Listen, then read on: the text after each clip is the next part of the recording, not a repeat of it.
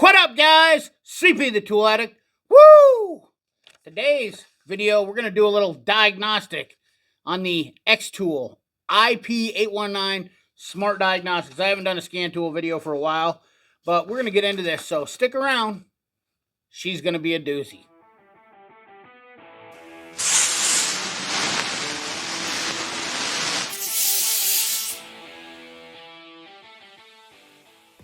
Alright guys, so today I've been using this for a while. I've had this in my arsenal for some time. We're going to go ahead and get it fired up here. But this is the IP819 Diagnostic Scan Tool from XTOOL. This is a smart diagnostic system and advanced flatbed scanning tool based on the Android platform. It supports multiple language switching and is suitable for different countries if you need it to be. The startup on this thing is kind of crazy. You know, rev your engines. I think of Scotty Kilmer every time I do this, and no respect to him, but nonetheless, I think it's pretty funny that it does that. But anyways, the OBD2 scanner is not only has a bunch of comprehensive functions. It also does immobilizer, EEPROM adapters, EPD, which is electronic parking brake resets, oil light resets, steering angle resets, TPS, throttle positioning sensor resets, injector coding, ABS, anti-lock brake systems, bleed sensors, injector coding, gear learning, electronic pump actuation, disabled transport mode, supplemental restraint systems, exhaust post-processing, BMS, air suspension cylinder, TPMS, tire right reset, headlight adjustment, windows initialization, and matching any of your DIY needs for that. Now, it's a pretty simple scan tool. We're not going to get into it. Well, it comes with a packing list. So basically, this is what it tells you what's in there. Okay, we won't go through what's in there. Basic kit comes with everything in here, main cables and whatnot.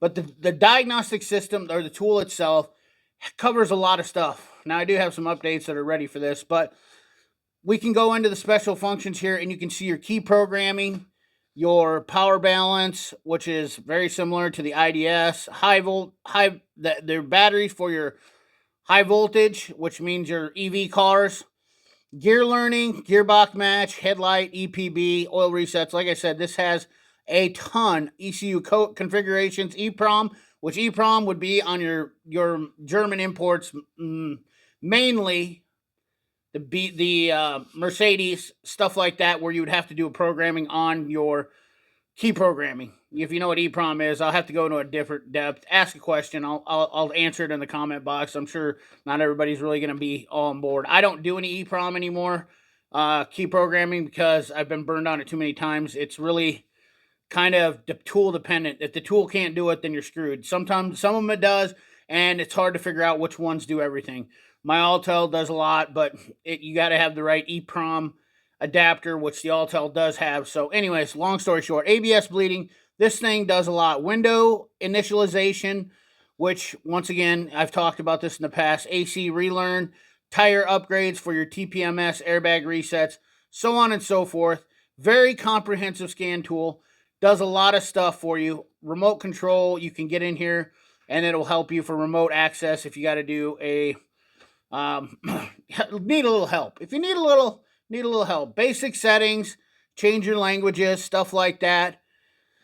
We have an auto scan function, which is pretty common, you know, and that only goes to the vehicles that support it.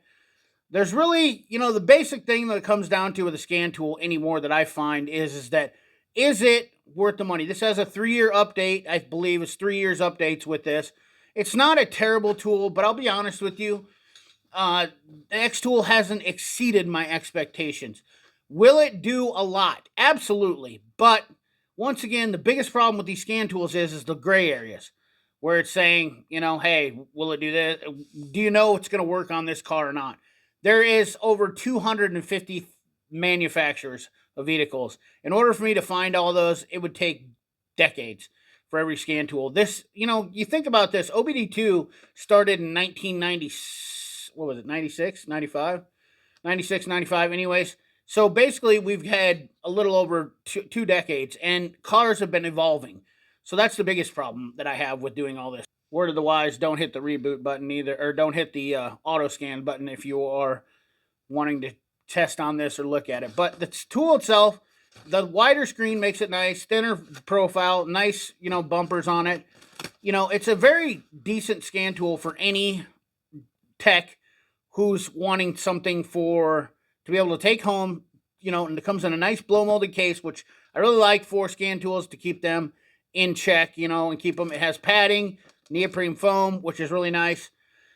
The long and short of it is, this tool will meet the needs of quite a few people in the DIY market. In the professional market, it'll also do very well, in my opinion. Now, let's go to the demo mode and show you just some real quick preliminary auto detection, and it's going to bring up, what are we going to have here for Series XS? Didn't say what's.